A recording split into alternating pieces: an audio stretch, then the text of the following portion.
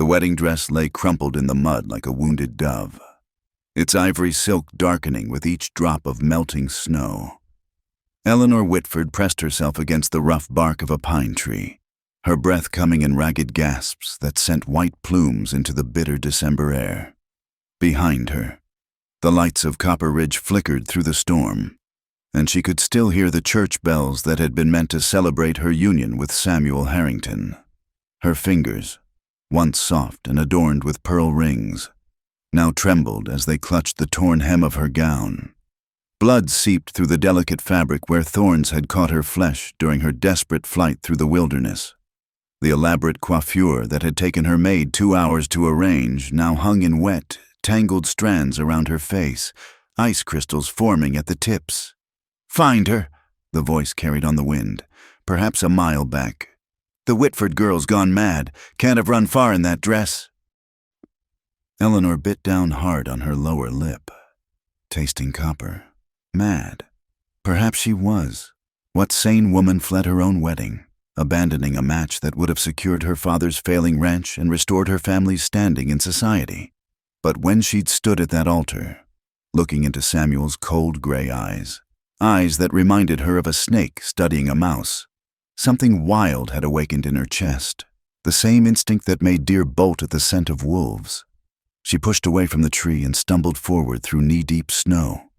The mountains loomed before her, their peaks lost in storm clouds. Her satin slippers, meant for dancing on polished floors, were soaked through. She could no longer feel her toes. The weight of her waterlogged skirts dragged at her with each step. The expensive fabric that had cost her father 3 months of cattle profits, now nothing but a burden threatening to pull her down into the white death.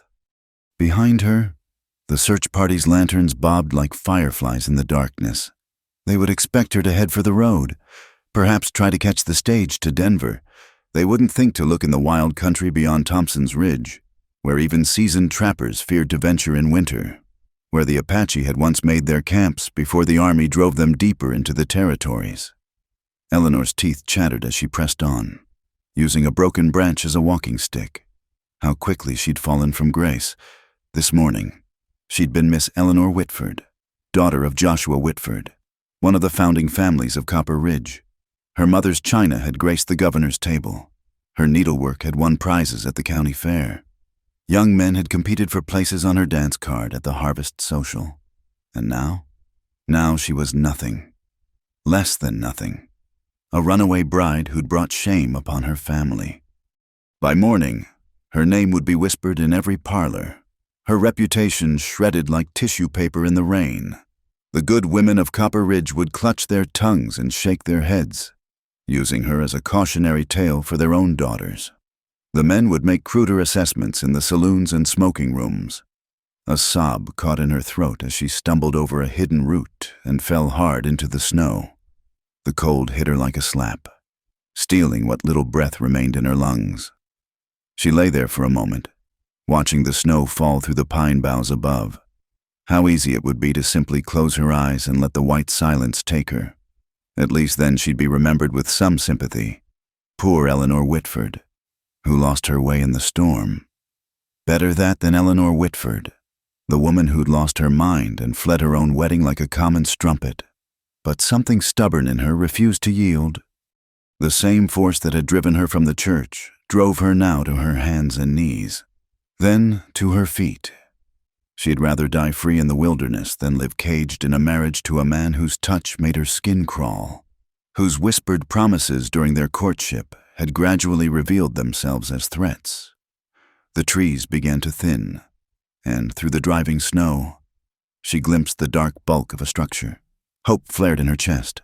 A cabin, perhaps some trapper's shelter where she could rest until the storm passed. As she drew closer, she realized it was a barn. Its roof partially collapsed on one side, the walls weathered silver gray by decades of sun and storm. Abandoned, by the look of it. No smoke rose from any chimney. No light showed through the gaps in the boards. Eleanor stumbled to the door, which hung askew on rusted hinges. The effort of pushing it open nearly sent her to her knees again. Inside, the air was thick with the musty scent of old hay and something else. Leather, perhaps. and the faint memory of horses. Moonlight filtered through holes in the roof, revealing empty stalls and a hayloft that sagged dangerously in the middle. She made her way to the far corner, where moldy hay had been piled against the wall. It wasn't much, but it was dry, and more importantly, it was hidden from anyone who might glance through the door. Eleanor collapsed into the hay, pulling what she could over herself like a blanket. The wedding dress, once her mother's pride, now served as nothing more than wet rags clinging to her shaking form. Tears came then, hot against her frozen cheeks. Not tears of regret for what she'd done. She'd face hell itself before returning to Samuel Harrington. But tears for what she'd lost? Her father would never forgive her. The ranch would likely be forfeit by spring.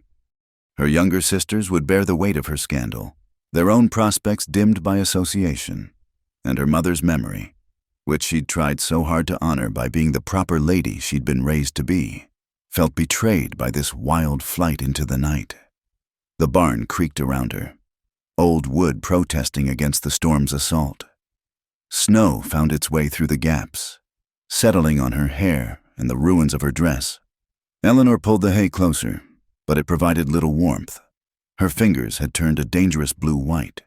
She tried to rub feeling back into them, but her movements were clumsy, uncoordinated. The cold was seeping into her bones now, a drowsiness that she recognized as dangerous. Still, what choice did she have? She couldn't go back, wouldn't go back. Let them think her dead in the storm. Let Samuel find another bride to control and demean.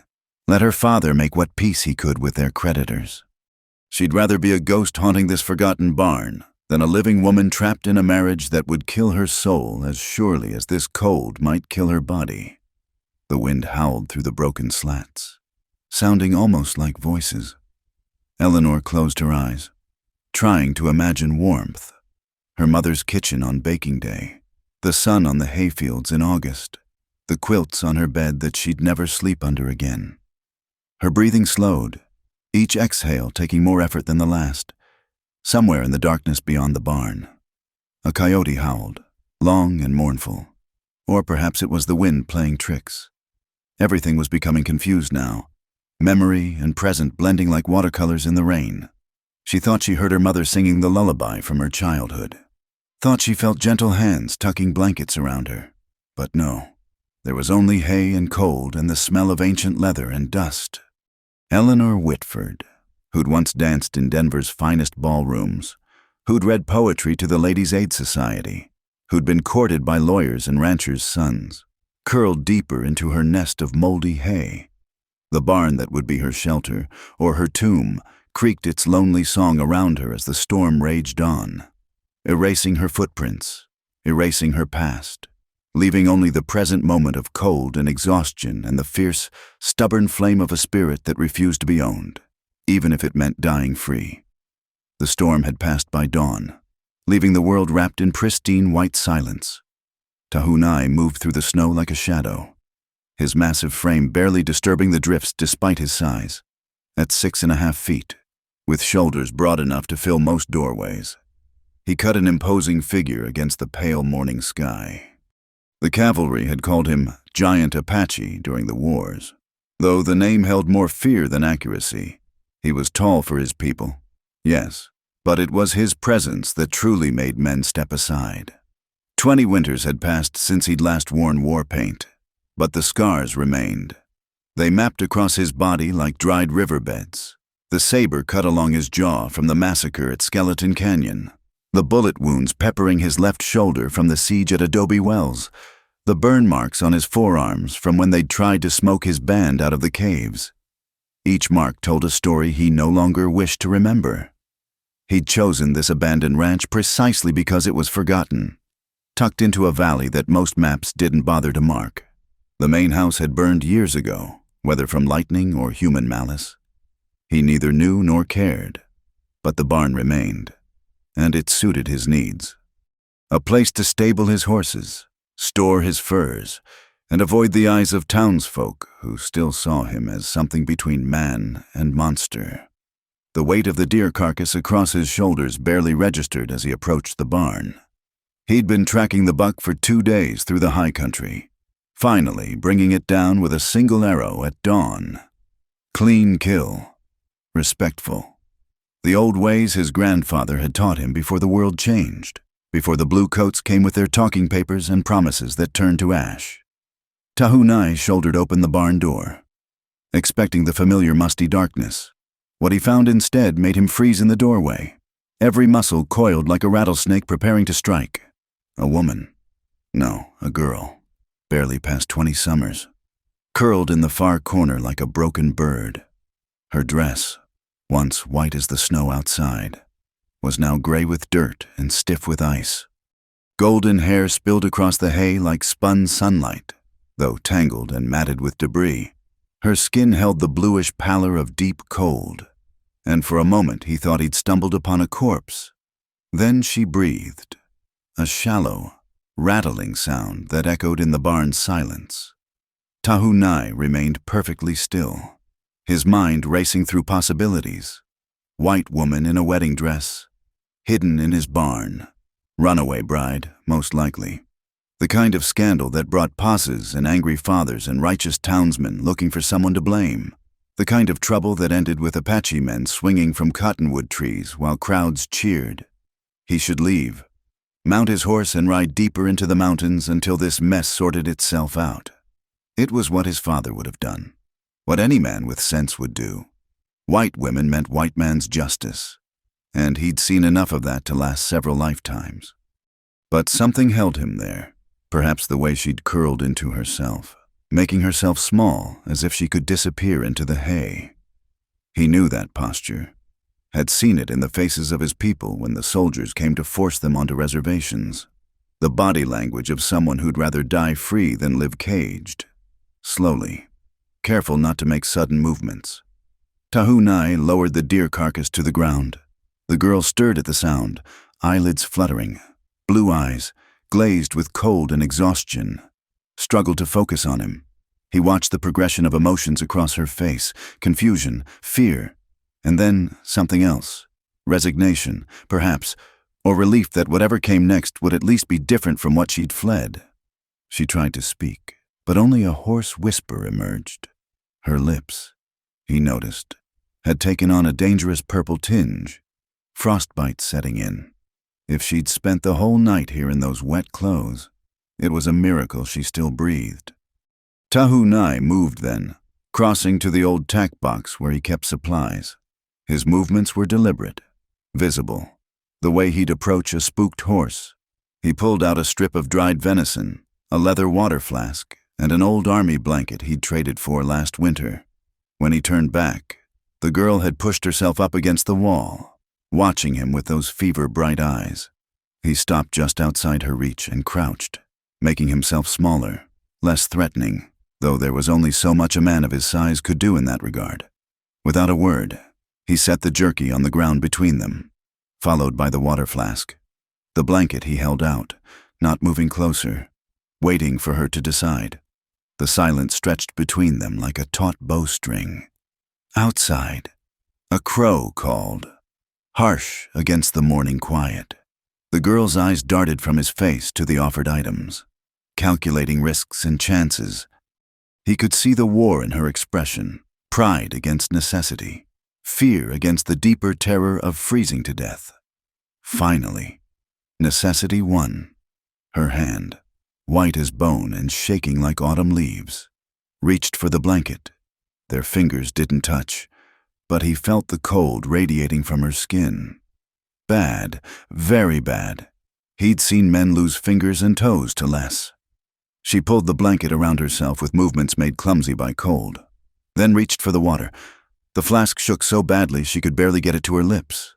When she finally managed a sip, she coughed, the sound raw and painful. "Thank you," she whispered, the words barely audible. Tahunai nodded once, then rose and moved to the barn's center, where an old iron brazier sat rusted but functional. He'd cached firewood here months ago, thinking ahead to winter hunts. Now he built a fire with practiced efficiency, coaxing flames from kindling and feeding them until heat began to push back the barn's chill. He was aware of the girl watching him, her gaze following his movements with a mixture of wariness and wonder.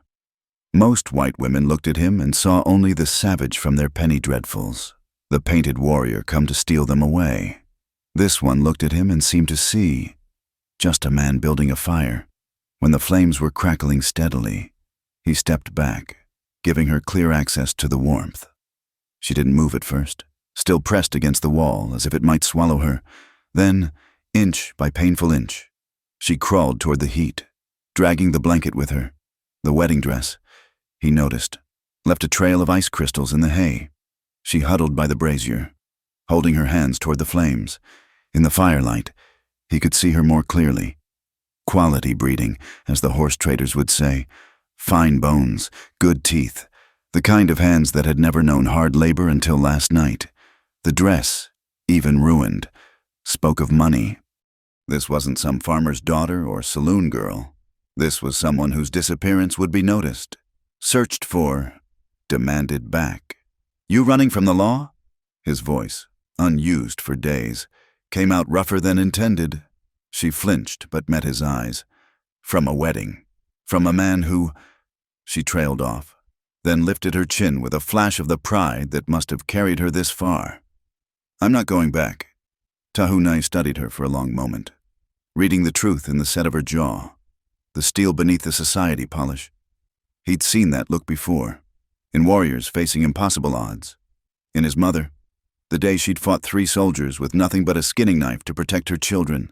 "They'll come looking," he said, a statement rather than a question. Let them look. Despite her chattering teeth, defiance colored her words. "I'll die before I go back to Samuel Harrington." The name meant nothing to him, but the tone told him everything. He'd heard it in the voices of women taken captive, forced into marriages with soldiers or settlers. The flat, dead sound of someone who'd weighed slavery against death and chosen death, without another word. Tahunai turned and went back outside. The deer needed butchering before the meat spoiled, and he needed time to think. This changed things. His quiet winter, his solitude, his careful distance from the white world, all of it threatened by one half-frozen girl in a ruined wedding dress. He worked methodically, skinning the deer with smooth, practiced strokes. The familiar ritual calmed his mind. Let him weigh options. He could still leave, tell her to warm herself, eat what she needed, then be gone when he returned. It would be the smart choice, the safe choice. But as he separated meat from bone, he kept seeing those blue eyes, bright with fever and determination.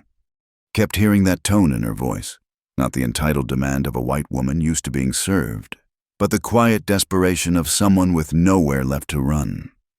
When he returned to the barn with strips of fresh venison, she was asleep by the fire, curled tight despite the warmth. The blanket had slipped, revealing the full extent of her condition. The dress was more ice than fabric. Her feet, barely visible beneath the ruined hem, were swollen and discolored. Without care, she'd lose toes for certain. Maybe more. Tahunai set the meat aside and knelt beside her. She didn't wake when he carefully examined her hands and feet, checking the extent of the damage. Bad, but not past saving if treated now. He'd seen worse in the winter camps. Learned from his grandmother how to coax life back into frozen flesh. He made his decision then, against every instinct that had kept him alive this long. Not from pity or softness, but from something he couldn't name. Maybe it was the way she'd said she'd rather die than go back. Maybe it was the memory of his sister, who'd made the same choice when the soldiers came for her. Or maybe he was just tired of running from other people's ghosts. When Eleanor woke hours later, she found herself wrapped in thick buffalo robes, her frozen dress replaced by a soft doe-skin shift. Her feet and hands were wrapped in strips of cloth soaked in some herbal concoction that tingled against her skin. The barn was warm now, almost comfortable, and the smell of roasting meat made her stomach clench with hunger. The Apache sat across the fire, working on what looked like a horse bridle. He didn't look up when she stirred, just continued his task as if having a half-dead white woman appear in his barn was an everyday occurrence. "Your feet were frozen," he said finally. "Had to cut the dress off. Would have killed you otherwise." Eleanor pulled the robes tighter, processing this. She should feel violated, afraid. Instead, she felt only a strange calm. This man had seen her at her lowest and chosen to help rather than harm or abandon. After a lifetime surrounded by people who smiled while calculating her value, the simple pragmatism was almost refreshing. "What's your name?" she asked. He was quiet so long she thought he wouldn't answer. Then, "Tahu Nai means mountain hawk in your tongue." "I'm Eleanor." She hesitated, then made her own choice. "Just Eleanor. The rest doesn't matter anymore." He nodded as if this made perfect sense. "Eat," he said, gesturing to the meat. "Long road ahead, whichever way you choose." As Eleanor reached for the food, she wondered at the strange turn her flight had taken. She'd run from one life only to stumble into something else entirely. Not safety, exactly. She could see the danger in this man's scars, the carefully controlled violence in his movements. But something that felt more like truth than anything she'd known in Copper Ridge's parlors and parties. Outside, snow began to fall again, erasing the last traces of her path. Whatever came next, there was no going back now, for either of them. The venison was tough and smoky, but to Eleanor it tasted better than any feast she'd attended in Denver's grand hotels. She ate slowly, her movements still clumsy from the cold, aware of Tahu Nai's steady presence across the fire. He worked on the bridle with patient hands, occasionally feeding wood to the brazier, but she felt his awareness like a physical thing, not threatening, just watchful. 3 days passed in this strange, suspended existence. Eleanor slept, ate, and gradually felt strength returning to her limbs. The tingling in her fingers and toes had given way to a deep ache, but Tahu Nai assured her this was good. It meant the flesh lived. He changed her bandages twice daily, applying a poultice that smelled of pine sap and something bitter she couldn't identify. On the 3rd morning, she woke to find him cooking johnny cakes on a flat stone near the fire. The simple domesticity of it caught her off guard. This man who moved like a mountain cat, who bore scars from battles she could only imagine, carefully turning cornmeal cakes to keep them from burning. "I should learn to do that," she said, surprising herself with the words. He glanced up, dark eyes unreadable. "Your hands need more time to heal." "They're well enough." She held them up, flexing fingers that only yesterday had barely bent. "I can't just sit here being tended like an invalid forever." Something that might have been amusement flickered across his features. 3 days is forever? He touched her cheeks. In her world, her former world, 3 days of improper proximity to any man would have been social death. But those rules seemed as distant now as the moon. "I meant, I should be useful, if I'm to stay." She trailed off, suddenly uncertain. They hadn't discussed what came next. This arrangement existing in a careful now, without future or past. Tahu Nai considered her for a long moment, then gestured to the saddlebags near the wall. "There's grain for the horses. Think you can manage that?" It was a test, she realized, not of her worthiness, but of her willingness. Eleanor pushed aside the buffalo robes and stood carefully. The doeskin shift fell to her knees, soft and practical. Her feet, still wrapped but functional, carried her to the bags. The grain was heavier than expected, but she managed to fill the bucket and make her way to where 2 horses stood in the intact stalls. A spotted pony tough as winter itself, and a bay gelding with intelligent eyes. The horses whickered softly as she approached. Eleanor had ridden since childhood, but always side saddle, always with grooms to handle the actual care. Now she watched how the animals' ears pricked forward, how they shifted to make room at the feeding trough. Carefully, she poured the grain, jumping only slightly when the bay lipped at her wrapped fingers. "He's checking if you have apples," Tahu Nai said from behind her. She hadn't heard him move. The man was unnaturally quiet for someone so large. "Trader spoiled him with treats last summer." "What are their names?" "The pony's called Smoke. The bay never got a name, just Horse." Eleanor stroked the bay's neck, feeling the warm life beneath winter coat. "That seems lonely. Everything should have a proper name." "What would you call him then?" She studied the animal, the star on his forehead, the gentle eyes, the way he stood patient despite his clear wish for apples. Steadfast, she said finally. He has that look about him. Tahu Nai made a sound that might have been approval. Steadfast. He tested the word, his accent giving it different music. Better than horse, I suppose. They fell into a routine after that, careful as dancers learning new steps. Eleanor fed the horses each morning, her movements growing more confident as her strength returned. Tahu Nai taught her to bank the fire properly, to melt snow for water without dousing the flames, to tell from the wind's sound whether more storms approached. He spoke little, but each word carried weight. She learned he'd been 16 when the wars started, 38 when they ended, 22 years of fighting, then 20 years of this, existing on the edges. Neither fully in the white world nor able to return to a homeland that no longer existed as he'd known it. "Why stay here?" she asked one evening as they shared a meal of rabbit stew. "Why not go to the reservation?" His jaw tightened almost imperceptibly. Reservations are where spirits go to die, penned like cattle, waiting for government beef that comes rotten if it comes at all, fed promises as empty as winter gourds. He stared into the fire. Better to be alone and free than surrounded and caged. Eleanor understood that. Hadn't she chosen the same? The barn's confines felt broader than any ballroom because she'd chosen to be here. As her body healed, they developed an unspoken language. When his shoulders carried extra tension, she knew memories plagued him, battles or losses he never named. When she grew too quiet, staring at nothing, he'd set some small task before her, mending harness, grinding corn, anything to anchor her to the present instead of the life she'd fled. One morning she woke to find a bundle beside her bedroll. Inside was clothing, a simple calico dress, worn but clean, and a heavy wool shawl. Her throat tightened at the practicality of it, the unspoken acceptance it represented. "Where did these come from?" she asked when he returned from checking trap lines.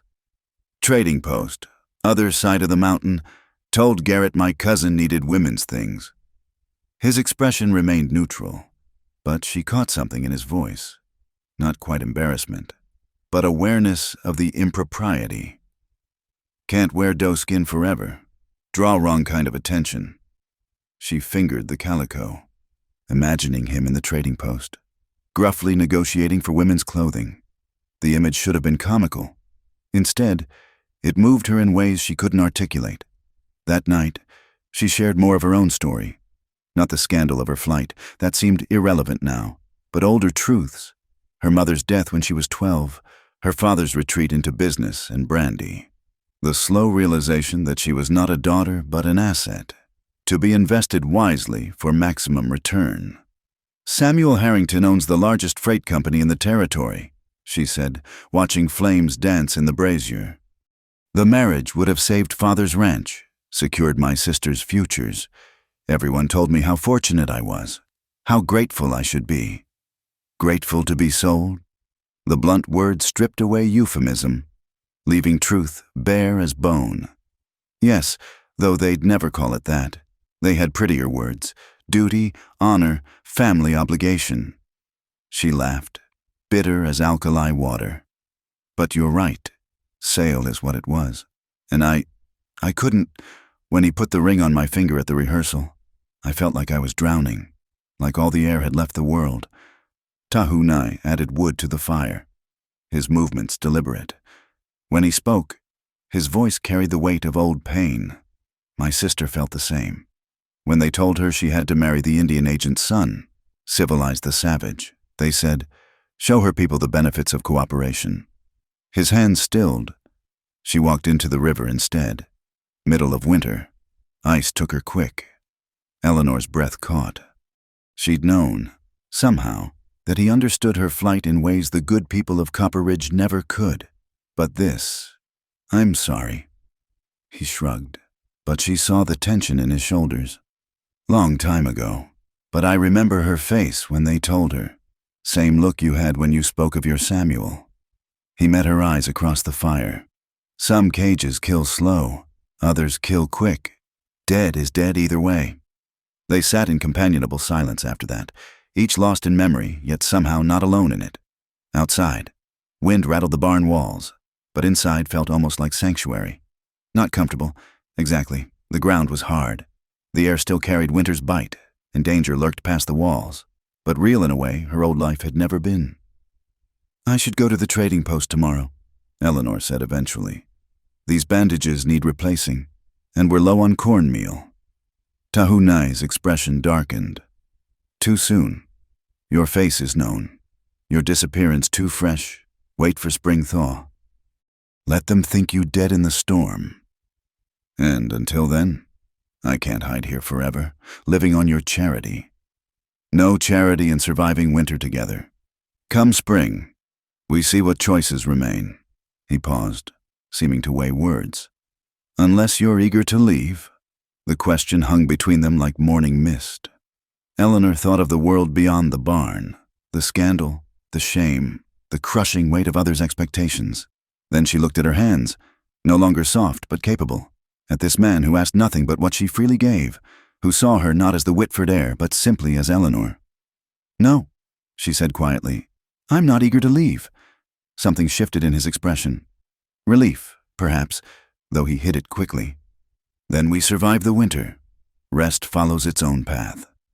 That night, as snow began falling again, Eleanor lay in her buffalo robes and listened to Tahunai's steady breathing across the fire. For the first time since fleeing the church, she didn't feel like she was running from something. Instead, improbably, it felt like she might be moving towards something else. What that was, she couldn't say. But for now, for tonight, this strange sanctuary was enough. In the morning, she would learn to repair harness leather. He would check the trap lines. They would share whatever the day brought. Two souls who'd chosen freedom's uncertainty over captivity's guarantees. And somehow, in this abandoned barn with its drafts and shadows, Eleanor felt more herself than she ever had in Copper Ridge's finest parlors. The fire crackled softly, sending sparks up toward the damaged roof. Snow whispered against wood, and in the warm circle of firelight, two people who should never have met continued the delicate process of learning to trust, building something nameless but necessary from the ashes of their separate ruins. News traveled through Copper Ridge like wildfire through August grass. By the second week after Eleanor's disappearance, there wasn't a soul in town who hadn't heard some version of the story. In the Mercantile, Mrs. Henderson held court near the pickle barrels, her voice dropping to a theatrical whisper as she shared the latest gossip with anyone who'd listen. "They found scraps of her wedding dress near Devil's Creek," she announced, clutching her shawl with practiced drama. "Torn to ribbons, they say, blood on the silk. That poor girl. What demons must have possessed her to run into such a storm?" Behind the counter, Jacob Morrison continued measuring out flour, but his ears tracked every word. His wife would want the details when he got home. "Heard tell Harrington's offering $1,000 for information," he ventured. "Dead or alive?" "Alive, he says." Mrs. Henderson corrected, savoring her position as information broker, though Lord knows what state she'd be in after 2 weeks in this weather. If the cold didn't take her, the wolves would have. At the saloon, the story took on different colors. Men nursed whiskeys and spun theories that grew wilder with each round. "Always thought the Whitford girl was too high-strung," declared Thomas Brennan. "The blacksmith.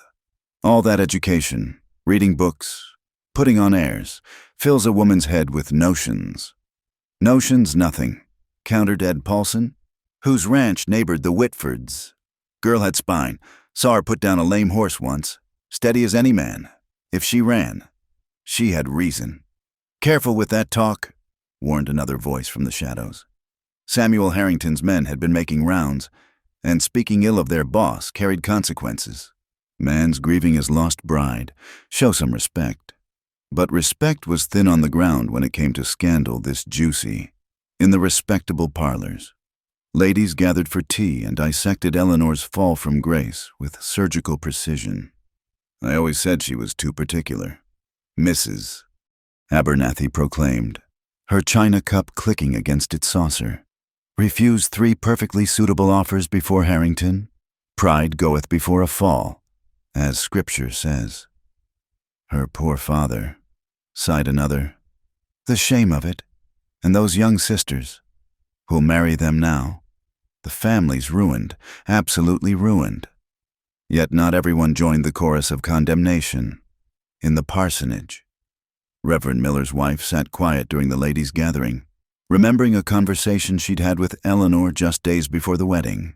The girl's eyes had held such desperate fear. Though she'd spoken only of wedding preparations and weather, Mary Miller had daughters of her own. She knew the look of a trapped creature when she saw one. The story grew stranger when Jed Hawkins rode in from his trap lines with the news that set tongues wagging faster. Saw smoke from the old Garrett place, he reported at the general store. That barn that's been empty since the fire. Someone's using it. And drifter, probably, Morrison suggested. This cold brings out all sorts looking for shelter. Maybe. Hawkins spat tobacco juice into the brass spittoon. But I also saw that Apache, the big one, trading at Garrett's post week back, buying women's things. The store went silent. Everyone knew about the Apache who lived alone in the high country. Tahu Nai, though most just called him the giant, kept to himself, caused no trouble. But his very existence made folks nervous. The wars might be over, but memories ran long and bitter. You saying what I think you're saying? Brennan asked slowly. Hawkins shrugged. I'm saying what I saw. Man who never bought nothing but ammunition and salt suddenly needs calico and hair ribbons. You draw your own conclusions. By evening, the separate threads of gossip had woven into a single narrative that spread through Copper Ridge like fever. Eleanor Whitford hadn't died in the storm. She'd been taken by the Apache. Or worse, she'd gone willingly, finally showing her true colors as a woman of loose morals and unnatural desires. In the Harrington mansion on the hill, Samuel stood at his study window, watching the town lights flicker below. His man, Cole Watson, waited respectfully near the door. The men are ready to ride at first light. Mr. Harrington, if she's at that barn like Hawkins says, she'll be brought back. Samuel's voice was smooth as oil on water. One way or another, this embarrassment ends. A man of my position cannot be made a fool of by some hysterical girl. And the Apache? Samuel turned from the window, lamplight throwing harsh shadows across his angular face. Indians who touch white women hang. The law's clear on that. Besides, it'll give the town something to feel righteous about. Nothing brings folks together like a good hanging. Watson shifted uncomfortably. He'd ridden with Harrington long enough to know the man's appetites and cruelties. Part of him hoped they'd find the girl already dead. Cleaner that way. But he kept such thoughts to himself, nodding instead. I'll have the boys ready. Across town, Joshua Whitford sat in his study, a half-empty bottle of brandy at his elbow. The ranch books lay open before him, columns of red ink documenting his failures. Without the Harrington marriage, foreclosure loomed by spring. His daughters, Eleanor's sisters, sat by the fire, their needlework forgotten in their laps. Papa, ventured 16-year-old Margaret. What if Eleanor had good reason to run? What if Mr. Harrington— Silence. The word cracked like a whip. Your sister has destroyed this family with her selfishness. Whatever happens now, she's brought on herself. But his hand trembled as he reached for the bottle, and Margaret saw what her father tried to hide, not just anger, but guilt. He'd known what kind of man Samuel Harrington was. They all had, and he'd tried to sell Eleanor to him anyway. In the kitchen, the Whitford's housekeeper, Rosa, packed a basket with preserves and dried beef. Her husband, Luis, worked the stables, and he'd heard things. Tomorrow, men would ride out looking for Eleanor. If they found her with the Apache, there'd be blood. Rosa had worked for the Whitfords since Eleanor was 10, had dried the girl's tears when her mother died, had watched her grow into a woman too spirited for her own good. What are you doing? Luis asked from the doorway. Nothing, Rosa replied, covering the basket. But later, when the house slept, she'd slip out to where her nephew waited with a fast horse. The boy knew the mountains, knew where the Apache traded. If warnings could be sent, maybe tragedy could be avoided. It was a slim hope, but better than none. The saloon stayed open late. men's voices growing louder as whiskey flowed. They spoke of honor and justice, of protecting white womanhood, of teaching savages their place. Old grudges against the Apache surfaced like corpses in spring thaw. By the time the bar closed, half the town's men had volunteered to join Harrington's hunt. Only a few voices urged caution. Doc Stevens, who'd brought Eleanor into the world and tended her through childhood fevers, sat in his office writing in his journal. He'd seen what men did in the name of righteousness, had patched up the aftermath of mob justice. The thought of that bright, fierce girl ending as another casualty of men's pride made his hands shake as he wrote. Sheriff Patterson cleaned his rifle by lamplight, torn between duty and conscience. The law was clear about abduction, about Indians and white women, but he'd also seen Eleanor's face at the engagement party, seen how she'd flinched when Harrington touched her arm. The law said nothing about women forced into marriages that killed their souls by degrees. In the church, Reverend Miller knelt in prayer, seeking guidance that wouldn't come. His wife had told him about Eleanor's fear, about bruises glimpsed beneath lace sleeves, but speaking against a man like Harrington carried its own dangers. The collection plate had been thin lately, and Harrington was a generous donor when pleased. As midnight approached, the town settled into uneasy sleep, but plans were being laid, weapons cleaned, horses readied. Come dawn, the hunt would begin, in parlors and saloons, over fences and shop counters. The story of Eleanor Whitford had taken on a life of its own. No longer a woman who'd chosen freedom over captivity. She'd become a symbol of feminine weakness to some, moral decay to others, righteous vengeance to most. The truth, that two damaged souls had found unexpected shelter in each other, would have no place in the narrative being written by anger and assumption. By morning, the town would ride out seeking justice for a crime that existed only in their imagination, ready to spill blood to satisfy their outrage. And miles away in an abandoned barn, unaware of the storm gathering against them, Eleanor and Tahunai slept on opposite sides of a dying fire, neither yet understanding that their strange, fragile peace was about to shatter like ice in spring sun. The price of freedom, they would soon learn, was higher than either had imagined. But that revelation waited for tomorrow. Tonight, the whispers and plans and righteous fury remained just words in the dark, while snow continued to fall, covering tracks and secrets alike with its merciful white silence. The morning after the storm broke, Eleanor learned to build a proper fire, not the decorative flames she'd arranged in parlor hearths, but a working fire that would burn steady through a mountain night. Tahunai showed her how to stack the wood for airflow, how to bank coals for the morning, how to read smoke patterns for weather signs. Too much smoke, someone sees, he explained, demonstrating with practiced economy. Too little, you freeze, balance in all things. She watched his scarred hands work, noticed how he moved with unconscious grace despite his size. Everything he did served a purpose.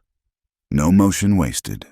It was so different from the elaborate performances of her old life, the careful placement of teacups, the rehearsed gestures of courtship, the endless rituals that filled days without meaning. Like this? She arranged kindling as he'd shown, proud when it caught on the first try. He nodded, and she treasured that small approval more than all the empty compliments she'd received at society gatherings. Here, praise had to be earned. As days shortened toward winter's depth, they developed rhythms of survival. Mornings meant tending horses, checking trap lines, gathering wood. Afternoons brought repairs, harness that needed mending, tools that required sharpening, the endless maintenance that kept wilderness life functional. Evenings were for preparing food, planning the next day, and increasingly, for conversation that moved beyond the careful boundaries they'd initially set. You know how to read? Tahunai asked one evening, watching her scratch marks in the dirt with a stick, unconscious habit from a lifetime of education.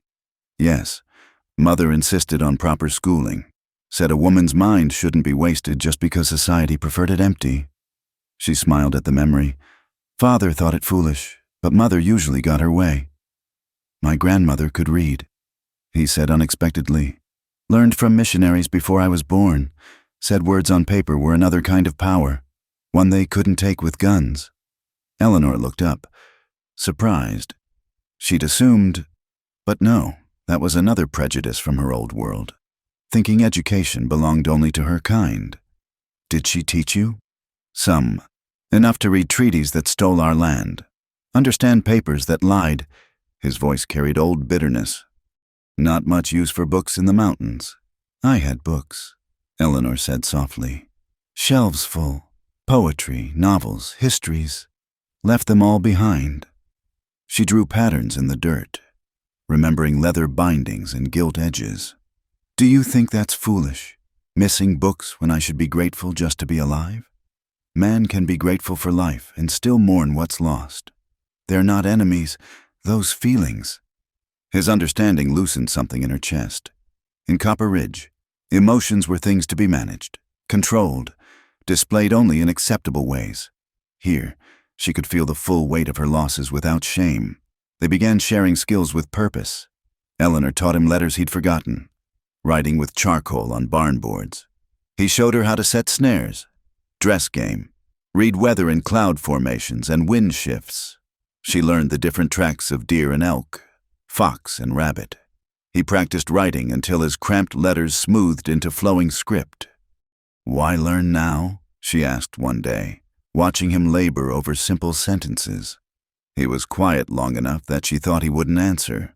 Then, world's changing. Papers and words matter more each year. Can't fight what you can't read. The practicality of it struck her. While she'd learned for accomplishment, he learned for survival. Yet another way her privileges had shielded her from harsh truths. One afternoon, as she struggled to repair a torn bridle, leather tools clumsy in her hands, frustration boiled over. I can't do this. My fingers are too soft, too useless. I can embroider flowers on silk but can't fix a simple strap. Flowers on silk won't help here. Tahunai agreed calmly. But hands that can do fine work can learn rough work, just different kinds of knowing. He moved behind her, his hands covering hers, guiding the all through tough leather. His presence was warm, solid, and Eleanor found herself hyper-aware of each point of contact. When had she stopped flinching from his nearness? When had proximity become comfort instead of threat? There, he said, stepping back as the stitch held. See? Not so different.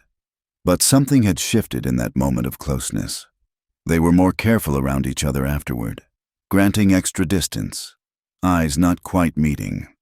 The barn that had felt spacious now seemed to shrink, every accidental brush of hands or bodies carrying weight it hadn't before. Eleanor found herself studying him when he wasn't watching, the way lamplight caught in his hair, still black as crow feathers despite the silver threading through, the grace in his movements, deadly and beautiful at once, the rare smiles that transformed his scarred face, making him seem younger, lighter, for his part. Tahunai watched her with new eyes, saw strength where he'd first seen only softness. The woman who'd stumbled into his barn half dead now moved with growing confidence, her hands sure on the reins, her step steady on icy ground. When she laughed, still rare but increasing, it rang true as bell silver, nothing like the practiced trills of town women. They were grinding corn one evening, the repetitive motion meditative. When Eleanor spoke into the comfortable silence, I never thanked you properly for saving me, for, she gestured around the barn, at her borrowed clothes, at the life they'd built from necessity. All of this, no thanks needed. You saved yourself by running. I just offered shelter. It's more than that. She met his eyes, holding his gaze. You gave me choice. Do you know how rare that is? All my life, people decided for me what to wear, how to speak, who to marry. You could have sent me back, collected Harrington's reward, could have used me as men use women they find helpless. Instead, you gave me space to choose. Something fierce flickered in his expression. No reward worth sending someone back to slavery and using force. That's the white man's way, not mine. Not all white men, she said quietly. But enough. Too many. They returned to grinding corn, but the air between them hummed with unspoken understanding. That night, when they settled on opposite sides of the fire. The distance felt both necessary and artificial. Eleanor lay awake listening to his breathing, wondering if he was as aware of her as she was of him. The next morning brought fresh snow, and with it, a test. The horses needed grain from Garrett's trading post. Supplies were running low. Tahunai prepared to make the journey alone, but Eleanor stopped him. "I should come, learn the trail, help carry supplies." His expression darkened. "Too dangerous. Your face will be hidden. I'll wear the shawl, keep my head down. I can't hide forever." When he still looked doubtful, she added, "You're teaching me to survive. That means facing the world eventually, doesn't it?" He couldn't argue with the logic he'd taught her. They set out at dawn. Eleanor bundled beyond recognition, riding steadfast while Tahunai led smoke packed with furs to trade. The journey took them through paths she couldn't have found alone, game trails invisible until he pointed them out, passages through rock that seemed solid until they turned just so. "Remember this," he instructed. "If something happens, if you must run, this way leads deeper into mountains. That way circles back to town." The casual mention of separation, of something happening to him, made her chest tight. When had this strange partnership become essential to her sense of future? At the trading post, Eleanor waited with the horses while Tahunai negotiated with Garrett, a grizzled man, who asked no questions if the price was fair. She kept her head down, face hidden, but listened to voices from inside. Her heart nearly stopped when she heard familiar tones. Ed Paulson from the neighboring ranch, complaining about feed prices. "Still looking for the Whitford girl?" Paulson said. "Harrington's raised the reward to 2,000. Dead or alive now. He says, figures she's gone savage, living with that Apache." "Shame," Garrett replied neutrally. "Pretty girl, as I recall." "Pretty don't mean much if she's turned heathen," Harrington says when they find her. He'll see her put in a sanatorium. For her own good, he claims, cure her of whatever madness took hold. Eleanor's hands clenched on the reins. Sanatorium.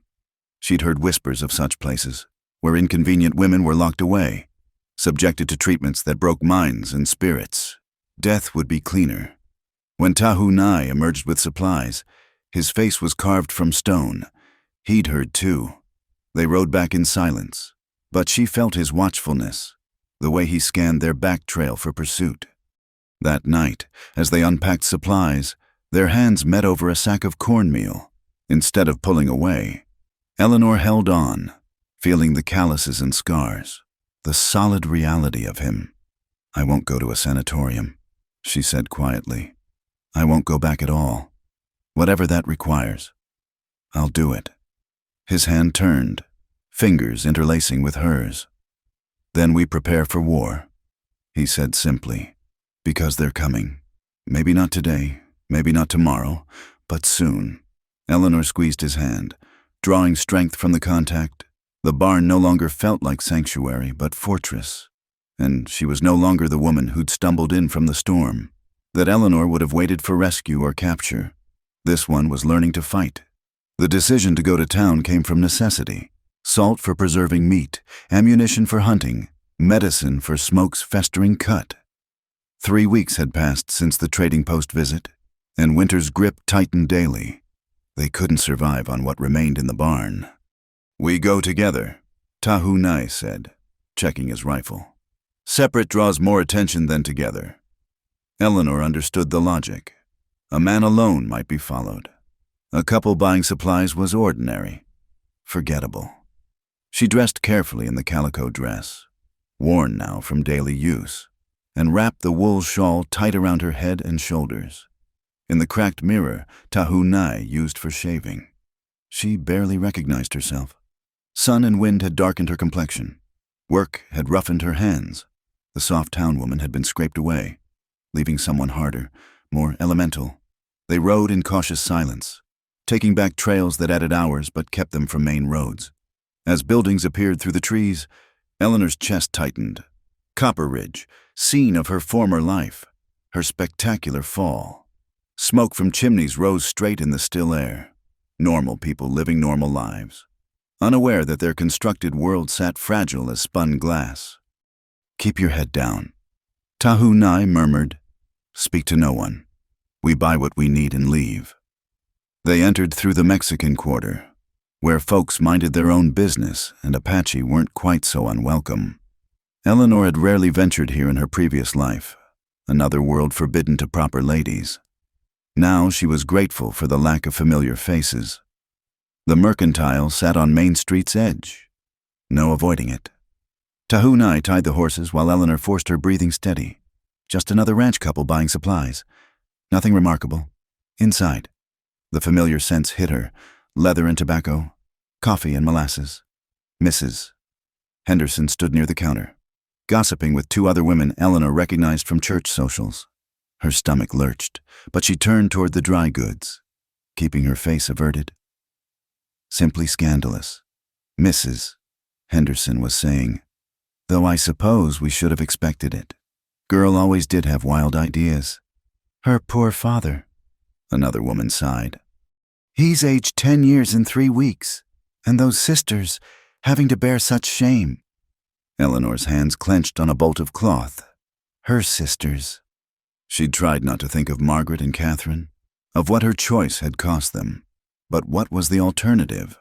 Marry Harrington and die slowly, setting an example that marriage was just decorated captivity?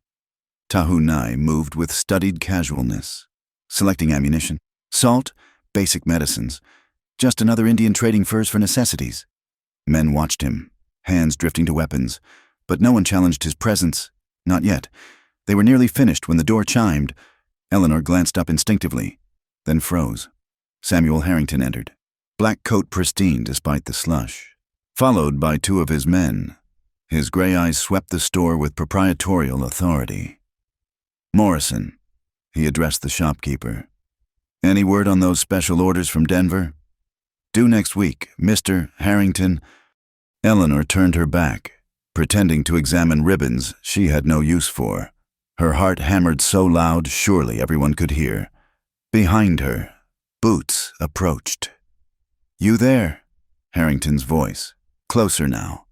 "Woman, turn around." She had no choice.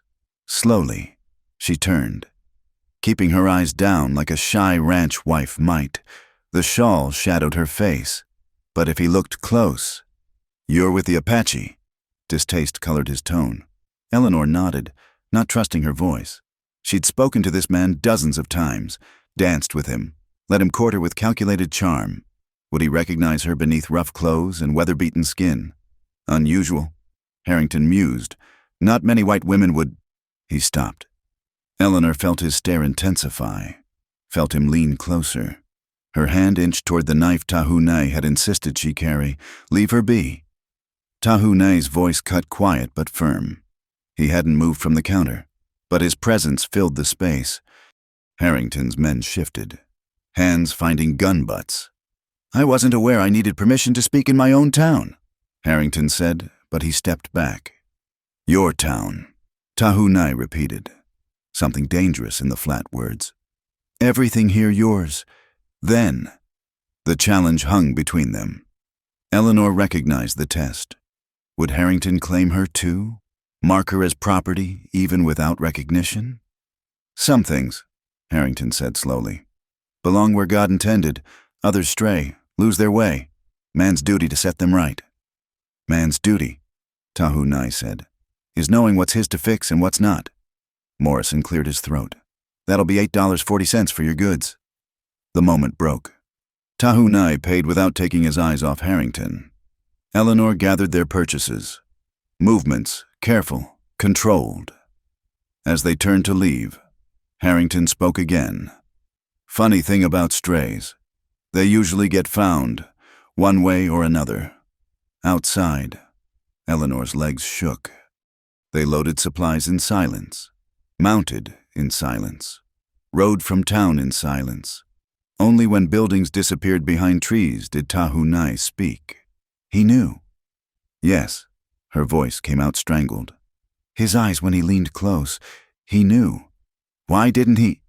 "Because taking me there would be ordinary, public. Samuel Harrington doesn't do anything ordinary." She thought of those gray snake eyes, the calculation in them. He'll come for me his way. Make it dramatic. Make it hurt. They pushed the horses harder than safe on icy trails, behind every tree. Eleanor imagined pursuit. Each crack of branch made her flinch. But they reached the barn without incident, though neither believed this meant safety. "We need to leave," she said as they unsaddled the horses. "Go deeper into the mountains, farther from town. Running makes us prey." Tahunai's jaw set stubborn. "This is my place. Fought for it, bled for it. Won't be driven off by men like him." Then what do we do? He was quiet, checking Smoke's wound, applying the new medicine. When he spoke, his voice carried weight. "You become what they already think you are." Eleanor frowned. "I don't understand." "They think you've gone native, taken up with savage ways." He met her eyes. "So you do. Learn to shoot, ride like Apache, fight like someone with nothing to lose." "I don't know how—" "You learn to build fires, mend leather, survive storms." He touched her hand, brief but warm. "This is just more surviving." That night, he began teaching her to shoot. Not the decorative marksmanship some town ladies played at, but real shooting. How to lead a moving target, compensate for wind, make bullets count when they were few. "Steady," he murmured, adjusting her stance. "Breathe out slow. Squeeze between heartbeats." The rifle kicked against her shoulder. The tin can stayed untouched. Again. Hours of practice, until her shoulder ached and her ears rang. But the last can spun off its perch, and Tahunai's approval warmed her more than the fire. Days blended together, shooting practice, knife work, riding exercises that left her sore but stronger. He taught her to move quiet through snow, to use terrain for advantage, to think like hunter, not hunted. She learned his language in fragments, words for danger, direction, weapons. He learned she was stronger than her breeding suggested, fierce when cornered, between lessons. Quieter skills passed between them. She taught him to read newspapers Garrett sometimes had, parsing words that revealed how the world beyond mountains shifted. He showed her beadwork his grandmother had done, patterns that told stories without words. Their evenings grew comfortable as old marriages, silences speaking louder than conversation. One night, as she practiced loading the rifle by feel, he watched from across the fire. "Why aren't you afraid?" She considered the question. "I am afraid, every moment. But fear tastes different now. Before, I feared losing things. Reputation, comfort, approval. Now I fear losing this?" She gestured between them, at their strange, shared life. "That fear makes me strong instead of weak." He added wood to the fire, sparks rising toward the damaged roof. "My people have a word. Nahukos means the star that doesn't walk, the constant one, when all others wheel through sky." "Polaris," she said softly. "The North Star." "Yes, you're like that now. Fixed point, no matter how the world spins crazy." He paused, seeming to weigh words. "For me, anyway." The admission hung between them like morning mist. Eleanor set the rifle aside, moved around the fire to sit beside him, not touching, but close enough to share warmth. "When they come," she said quietly, "what happens after? We survive or we don't. And if we survive," he turned to look at her, firelight dancing in dark eyes, "then we decide if surviving is enough." She understood. This between them, friendship, partnership, something unnamed but essential, existed in a space outside normal life. If they lived through Harrington's coming storm, would it continue? Could it? "I won't go back," she said, words fierce as vows. "Whatever happens, I won't be Eleanor Whitford again. She's dead, buried in that barn the night you found me." "Then who are you?" She thought of the woman she'd become, rough hands that could shoot and mend, eyes that read weather and danger, heart that chose freedom over safety. "I don't know yet, but I'm choosing her, whoever she is." His hand found hers, calloused fingers gentle. Good choice. They sat watching flames die to embers. hands linked, preparing for war while stealing what peace they could. Tomorrow would bring what it brought. Tonight, they had this shared warmth, mutual understanding, the knowledge that whatever came, neither would face it alone. In the distance, wolves howled at the moon. But here in their small circle of light, two souls who'd found each other across impossible divides held tight to what they'd built, ready to defend it with everything they'd learned about surviving, about fighting, about the fierce necessity of choosing your own path, no matter who tried to drag you back to theirs. They came at dawn, when the world balanced between night and day. Eleanor woke to Smoke's warning whinny, followed by Tahunai's hand on her shoulder, his touch urgent but calm. "They're here," he said simply. Through cracks in the barn wall, she counted 8 riders approaching through morning mist. Harrington led them, sitting his black stallion like a general surveying conquered territory. Cole Watson rode beside him, rifle across his saddle. The others she recognized, hard men who did Harrington's dirty work, enforcers who collected debts in blood when money wouldn't suffice. "Eleanor Whitford," Harrington's voice carried clear in the still air. "I know you're in there. Come out now, and this ends peacefully. Make us come in, and I cannot guarantee your savage's safety." Eleanor checked the rifle Tahunai had given her, hands steady despite the fear coursing through her veins. They'd prepared for this, drilled scenarios, planned responses, but reality hit different. The smell of gun oil, the taste of danger sharp as copper. "Stay low," Tahunai murmured, moving to a position by the window. "Make them come to us. Barn sturdy, gives us advantage." "I'm done being patient. Eleanor," Harrington called. "You've embarrassed me, cost me reputation and respect, but I'm willing to forgive. Come back where you belong. Submit to proper treatment, and all is forgotten." "Treatment," Eleanor spat, anger overriding fear. "He means the sanatorium, means locking me away until I'm broken enough to suit him. Then he'll be disappointed." Tahunai's voice carried grim humor. "You don't break, you just get sharper." Through the gap, she saw Harrington gesture to his men. They dismounted, spreading out to encircle the barn. Watson approached the main door while others took positions at windows, corners, anywhere that offered angle of attack. Last chance. Harrington remained mounted, keeping clean of whatever violence followed. Always others to bloody their hands for him. "Come out, or we come in shooting. Your choice affects whether the Apache hangs or just gets shot, resisting arrest." Eleanor rose then, ignoring Tahunai's warning hiss. "You want to talk, Samuel? Then talk to me, not about me like I'm property to be collected." "Eleanor."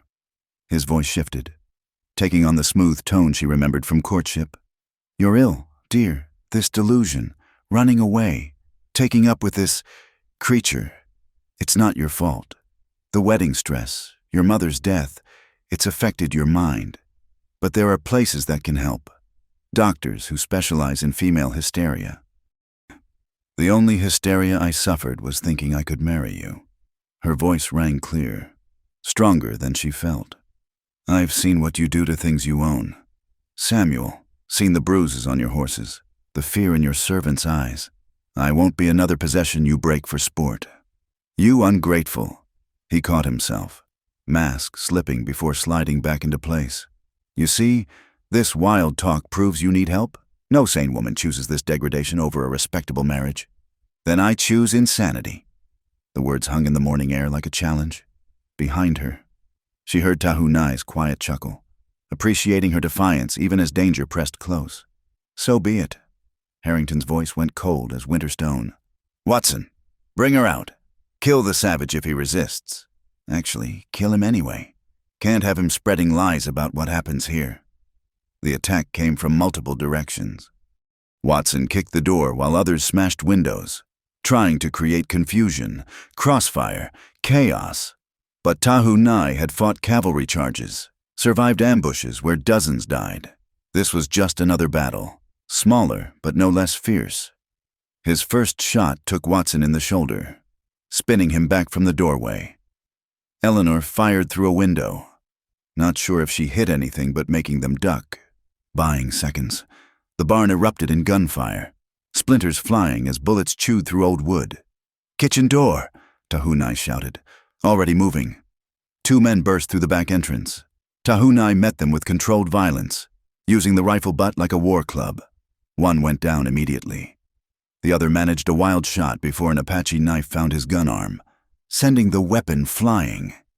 Eleanor turned to cover him and found herself face to face with a man climbing through the window. No time to think, only react. The rifle bucked in her hands. The man tumbled backward with a scream, clutching his leg.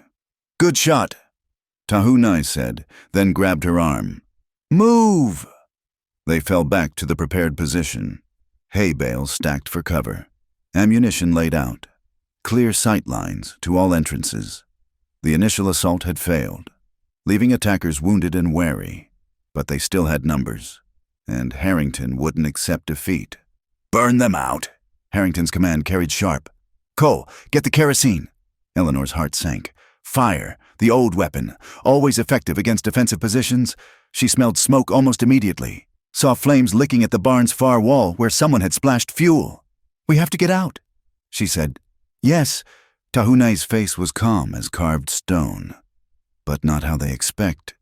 He'd shown her the escape route weeks ago. Loose boards in the loft floor, dropped to the old root cellar, tunnel that led to the creek bed, prepared for this moment when flight became necessity. They climbed fast as smoke thickened. Below, men shouted, arguing about who should enter the burning barn to ensure their quarry didn't escape.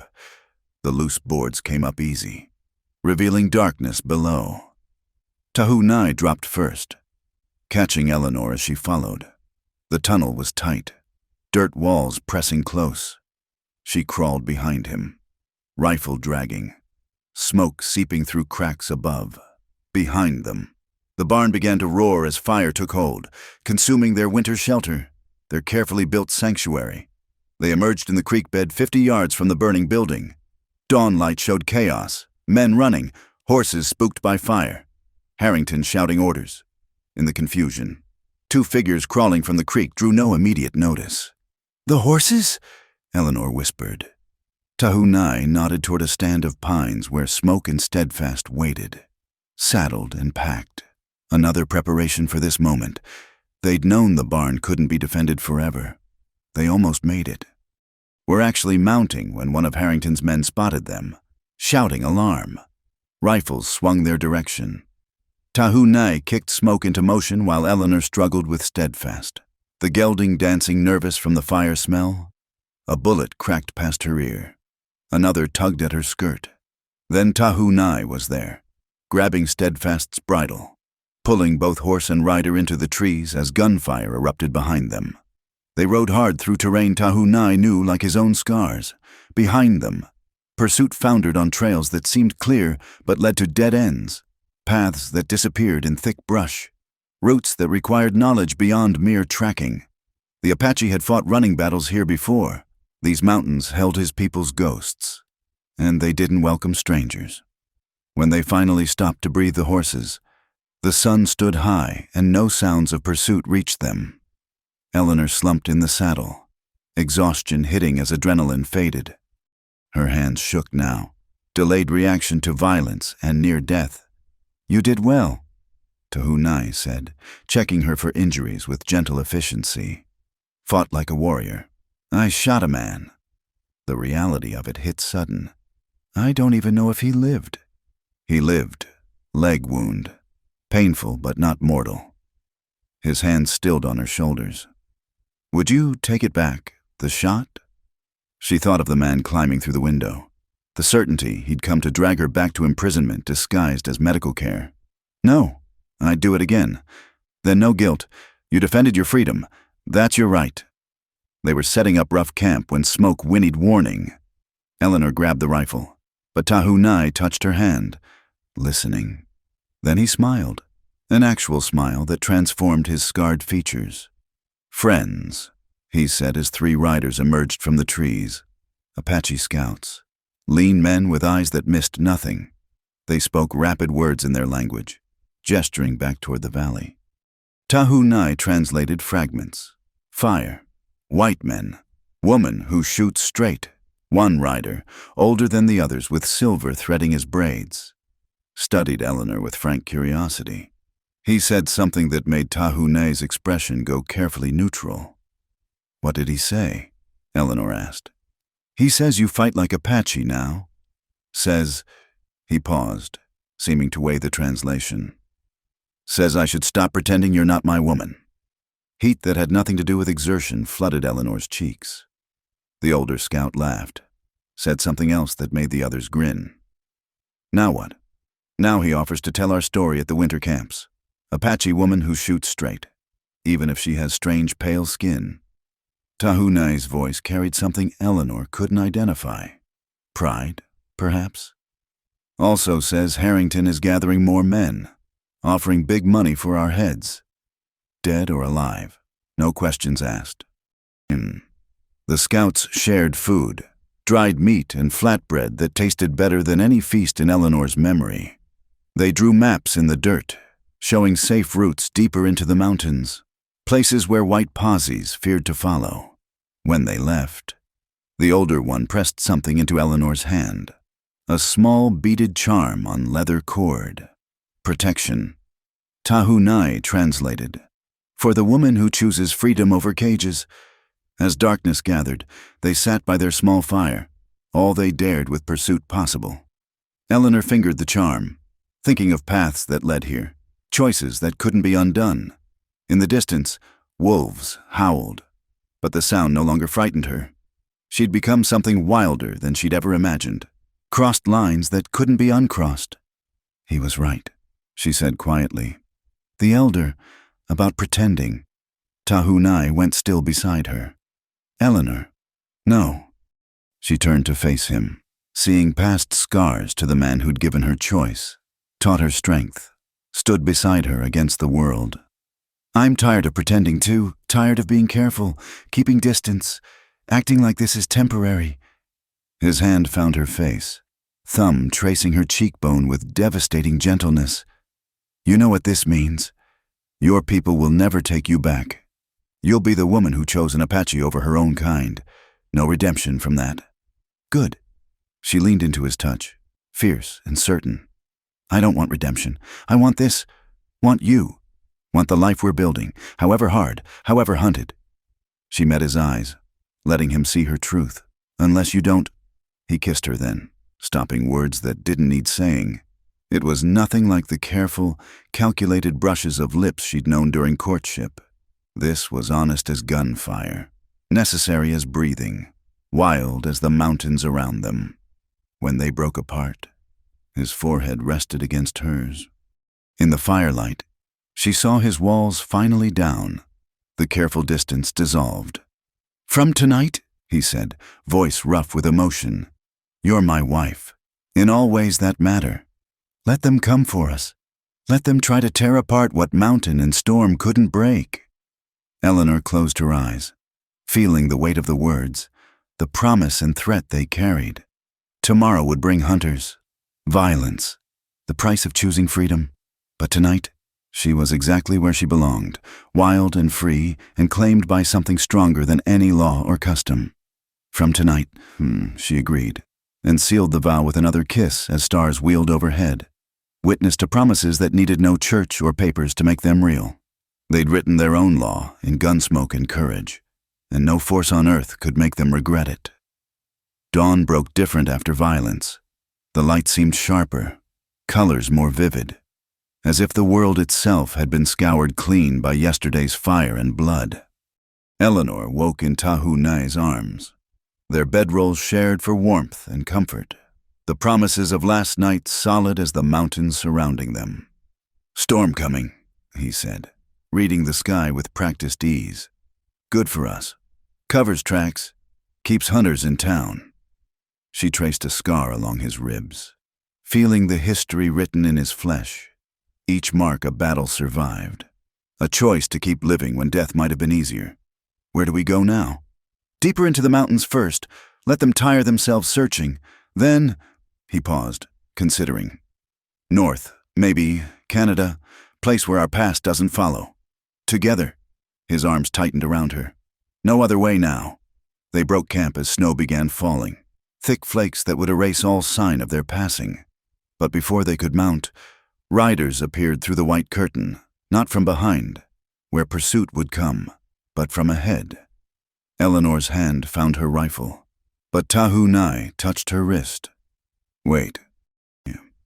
The lead rider emerged from the snow, Rosa, the Whitford housekeeper, bundled thick against the cold.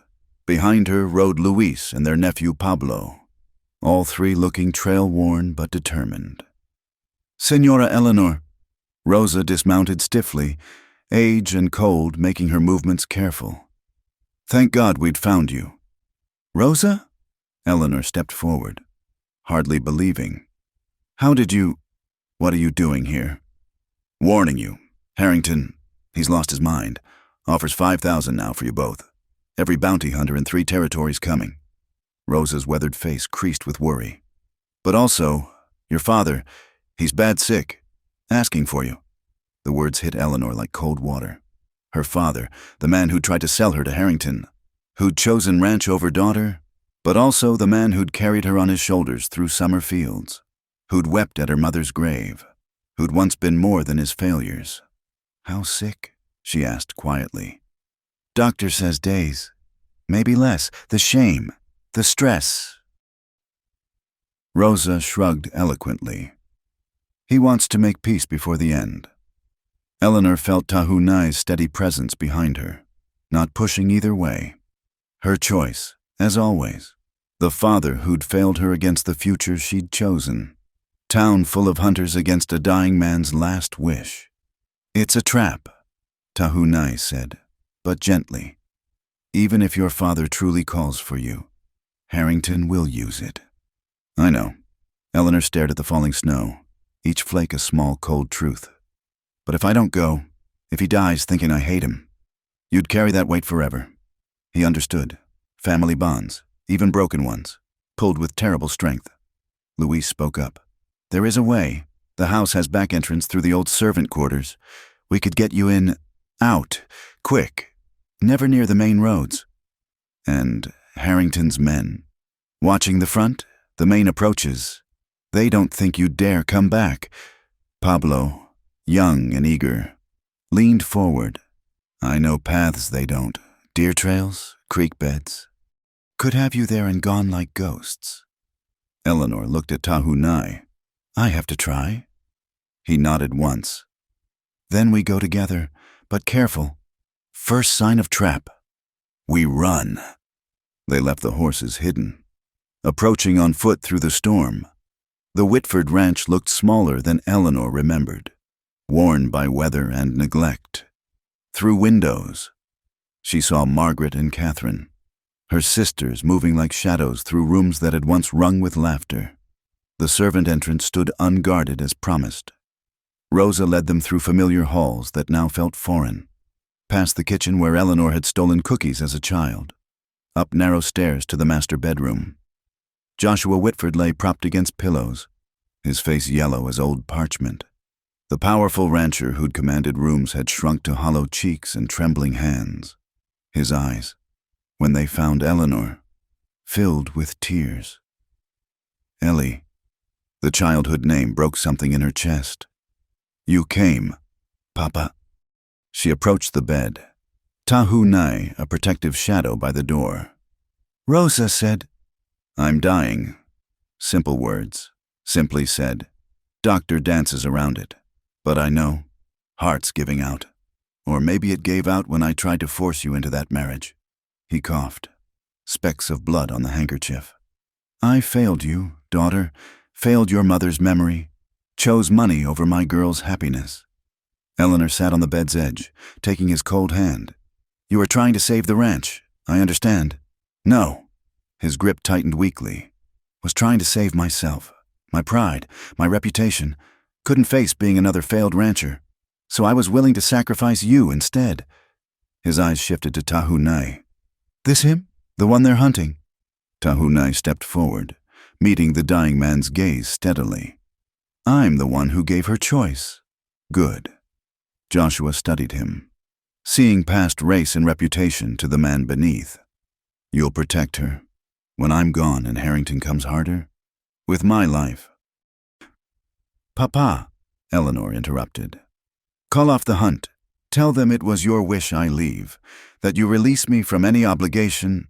Already done. He gestured weakly to papers on the nightstand. Wrote it all out. You were kidnapped against your will, held prisoner. Any actions you took were under duress. Legally clears you, makes Harrington's vendetta personal instead of lawful. Eleanor read the document, a dying man's attempt to shield his daughter, to undo damage already done. It might help or might mean nothing, but the gesture itself mattered. Your sisters, Joshua continued, breathing labored. I've arranged for them to go to your aunt in San Francisco, away from here, away from the shame. They'll have chances I nearly stole from you. Through the window, Eleanor saw riders approaching through the snow. Her body tensed, but they passed, heading for town. Time was running short. I forgive you, she told her father, meaning it. But I won't come back. Won't be Eleanor Whitford again. I know. He touched her face with shaking fingers. Your mother would be proud. You got her spine, her wildness. I tried to break it, make you small enough for this small town. Thank God I failed. His eyes closed, breath rattling. Eleanor kissed his forehead, salt tears mixing with goodbye. When she stood, Tahunai's hand found hers, anchoring her. They slipped out as quietly as they'd come. But in the kitchen, Margaret waited, 16 years old, their mother's eyes in a face marked by recent grief. Eleanor, not accusations, just recognition. You look different, stronger. I am different. Eleanor gripped her sister's hands. I'm sorry for what my leaving cost you. Don't be. Margaret glanced at Tahunai, curiosity replacing fear. You chose love over duty. When my time comes, I'll remember that's possible. They embraced quickly, fiercely. Then Rosa was hustling them out, into the storm that had intensified, covering escape. At the property edge, they parted ways, the servants back to the dying man, the fugitives toward their hidden horses. Thank you, Eleanor told Rosa, for the warning, for everything. The old woman pressed a cloth bundle into Eleanor's hands. Food for the road. And this, a small leather purse, heavy with coin. Your mother's jewelry. Sold what I could. It's yours by right. Before Eleanor could protest, Rosa was gone, vanishing into the white like a benevolent ghost. They found the horses where they'd left them, mounted and rode hard for the deep mountains. Behind them, the ranch disappeared. That life closed like a book ending. They made camp that night in a cave Tahunai knew, sheltered from storm and searchers. Eleanor sat staring at the fire, processing the day's weight. Her father would die soon. Maybe already had. Her sisters would build new lives far from Copper Ridge. And she was free. Truly free, with papers to prove it, though she doubted Harrington would care about legalities. Regrets? Tahunai asked, settling beside her. No. She leaned into his warmth. Sadness, yes, but not regret. He released me in the end. That's more than I expected. And now, she pulled out Rosa's purse, counted the contents. Enough for supplies, maybe horses, a start somewhere new. Now we live, north like you said, or west to California, or anywhere that'll have us. I can work, cook, sew, teach children letters. You can hunt, guide, break horses. We'll build something, together. No other way. She echoed his morning words. He kissed her then, deep and certain. When they broke apart, snow had stopped falling. Through the cave mouth, stars emerged between racing clouds. Eleanor touched the scar along his jaw, the mark of old violence, and thought how scars could be beautiful when they marked survival instead of surrender. Tell me about your grandmother, she said. The one who could read, tell me the stories she told you. So he did, voice weaving tales of time before soldiers. when his people moved with the seasons and the world was wider than reservations. Eleanor listened, adding her own stories, her mother's laughter, Margaret's curiosity, moments of light that punctuated darkness. They talked until dawn, planning futures that seemed impossible but weren't, not for people who'd already chosen the impossible and lived. When the sun rose, it illuminated two faces marked by hardship but not defeated by it. They'd fought for this moment, bled for it, and now they'd live it fully. Mounting up, they turned the horses north, somewhere. Harrington raged and plotted. Somewhere, bounty hunters studied maps and calculated odds. But here, now, Eleanor and Tahunai rode toward whatever came next, no longer running from but moving toward. The mountains accepted them as they accepted all wild things, without judgment, without pity, with room for those strong enough to survive. And they were strong. These two who'd found each other across impossible divides, strong enough to fight, to choose, to love without permission or apology. Behind them, their tracks filled with fresh snow. Ahead, the world opened wide as sky, dangerous and beautiful, and theirs for the taking. Eleanor touched the beaded charm at her throat, smiled at the man who'd become her anchor, and rode into the future they'd write together. One choice, one day, one fierce free moment at a time. The mountains echoed with possibilities, and they claimed them all. Thank you for listening to this Wild West love story. I hope you enjoyed Eleanor and Tahunai's journey as much as I enjoyed telling it. Where are you listening from? Please leave a comment below. I'd love to connect with listeners from around the world. Don't forget to subscribe to the From Wild West channel and share your thoughts about this tale of love, freedom, and courage against all odds.